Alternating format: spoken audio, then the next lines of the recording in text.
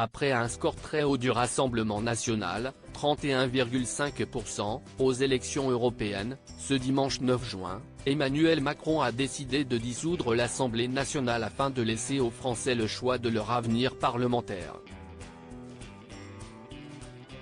Une décision soudaine qui n'a pas manqué de faire réagir les internautes. Le couperet est tombé. Ce dimanche 9 juin, à 20 h, les premières estimations des résultats des élections européennes ont été publiées par les médias.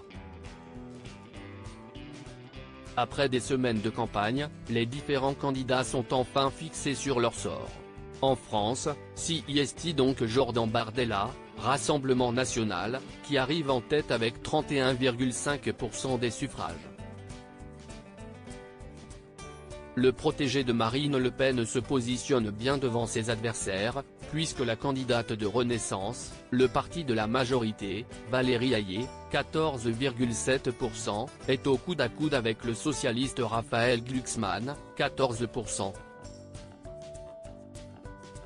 Quant à Manon Aubry, la candidate de la France insoumise, obtient 9,4% des voix exprimées.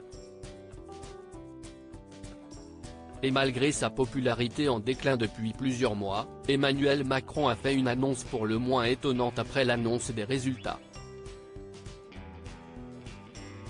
Le président a en effet décidé de dissoudre l'Assemblée nationale, ce qui donnera lieu à de nouvelles élections législatives les 30 juin et 7 juillet prochains.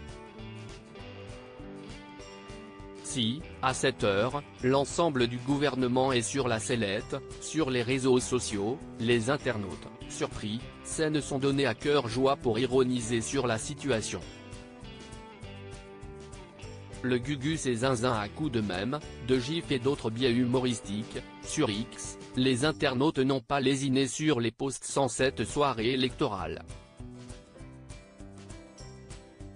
Beaucoup mettent en avant la décision quelque peu farfelue de notre président, bon ben là ça se voit quand même, ça crève les yeux, le Gugus et Zinzin.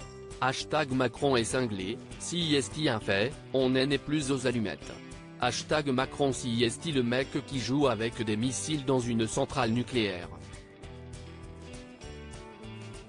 D'autres soulignent la manœuvre politique et la tactique d'Emmanuel Macron, il m'épatait le gamin, je ne pensais pas qu'il prendrait le risque de se payer une cohabitation de 3 ans avec Le Pen, pour éviter qu'elle gagne en 2027, on voit bien le machiavélisme de #Macron, je suis sûr que #Macron est en train de nous la faire à l'envers pour un 3e quinquennat, en tout cas #Macron a réussi un truc ce soir, on parle plus de lui que de Bardella.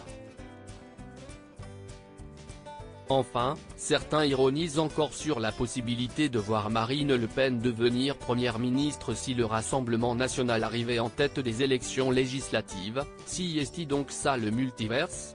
Nos internautes ont du talent.